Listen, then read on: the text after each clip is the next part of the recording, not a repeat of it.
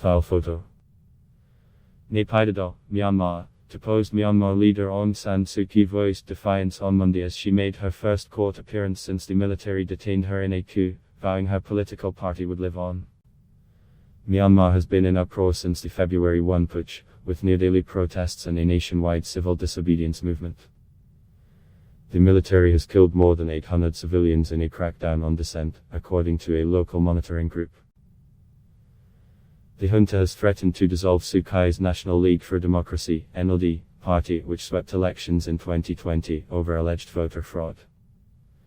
The Nobel laureate, who has not been seen in public since the coup, sounded healthy and fully confident during the 30-minute meeting, her lawyer Min Min So told AFF.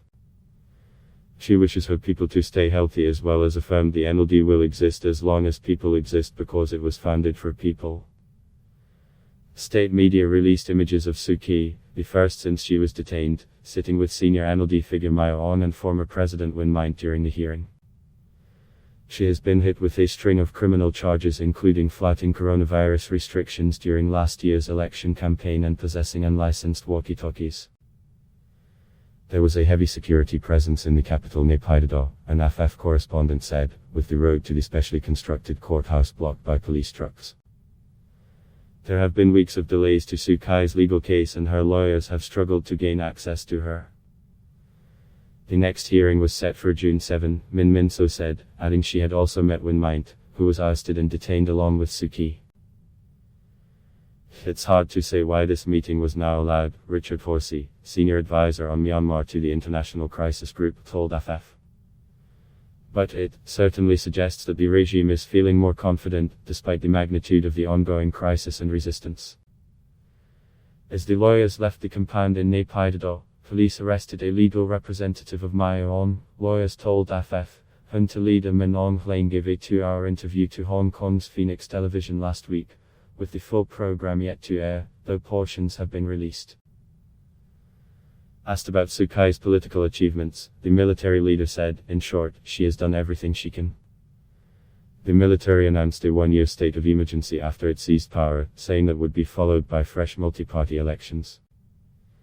A group of ousted lawmakers, many of them previously part of the NLD, have formed a shadow, national unity government, in an attempt to undermine the junta. The junta has classified them as terrorists.